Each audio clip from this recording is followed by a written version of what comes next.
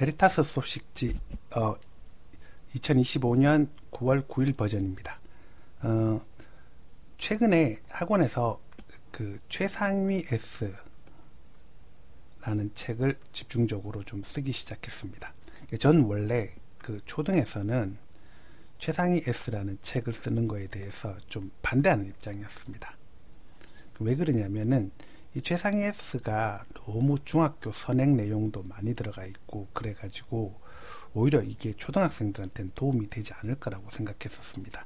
그런데 최상위 S에 보면은 그 맨 마지막에 무슨 마스터 플랜인지 뭔지 하는 게 있어요. 이게 있는데 이 마스터 파트가 한 단원에 통상적으로 12문제 정도 나옵니다. 12문제 나오면 아이들이 하루에 올 때 한 3문제 정도를 아이들이 매달리기로 풀게 하는데 한 20분에서 30분 정도 충분히 고민하게 해서 이렇게 풀어내면 좋습니다. 풀어내면 좋습니다. 근데 못 풀어도 상관없습니다. 왜냐하면 그만큼 20분에서 30분 동안 고민을 했기 때문에 이렇게 고민하고 난 뒤에 제가 힌트를 주거나 설명을 해주면 설명은 주로 예시로 해주겠죠. 그러면은 아이들이 순식간에 맥을 잡아서 이걸 풀어냅니다. 그래서 이 20분 30분 고민할 때 제가 주로 많이 쓰게 하는 방법이 뭐냐면은 무조건 다 전개해 보라 그래요. 예를 들면은 이런 문제들 있지 않습니까? 1부터 200까지 4의 배수는 몇 개인가?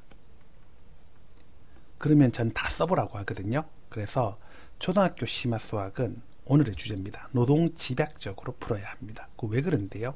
왜냐하면은 어차피 세련된 이론은 우리가 중학교 가면 배우게 됩니다. 그러니 어떤 문제를 풀건 어떤 걸 하건 무조건 다 써서 가는 거 절대 나쁜 거 아닙니다. 시간 많이 걸려도 좋고 1시간 아니라 2시간이 걸려도 좋습니다. 노동 집약적으로 풀어야 됩니다. 그렇게 하면은 나중에 세련된 이론이 들어오면 굉장히 도움이 돼요.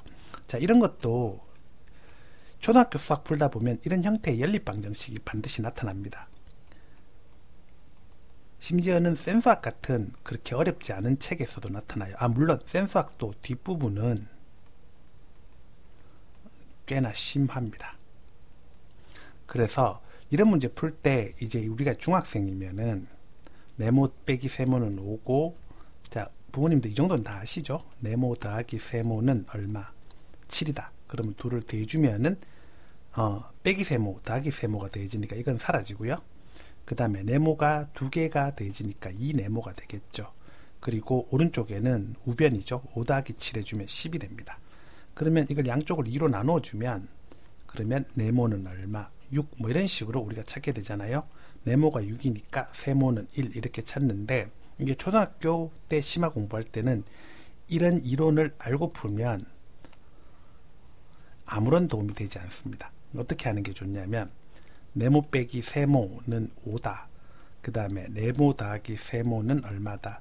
7이다 이랬을 때 애가 직접 해봐야 돼요. 그래서 먼저 1과 6을 써보는 겁니다. 1에서 6을 뺀다고? 1에서 6을 뺀다고? 아니네. 2와 5를 써보는 거죠. 그럼 2에서 5를 뺀다고? 아니네. 3과 4를 써봅니다.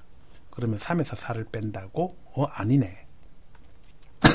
그렇게 하다 보면 아이가 어느 정도 생각이 바로 들겠죠. 이렇게 나열을 하다 보면 가만히 보자. 6과 1을 써보자. 6에서 1 빼니까 5네. 헤헤이. 네모는 6, 세모는 1 이런 식으로 나오네. 그래서 초등학교 심화 수학을 풀 때는 무조건 이런 식으로 노동 집약적으로 풀어야 됩니다.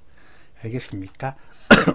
수학에서 제일 중요한 게 어릴 때 이런 경험이 많으면 실제로 이렇게 푸는 방식을 갈 때도 이런 느낌과 감성이 충분한 상태에서 이렇게 푸는 것과 그러지 않은 상태에서 이렇게 공식만 외워서 푸는 거는 아이들 실력이 이렇게 천지 차이가 날 수가 있습니다.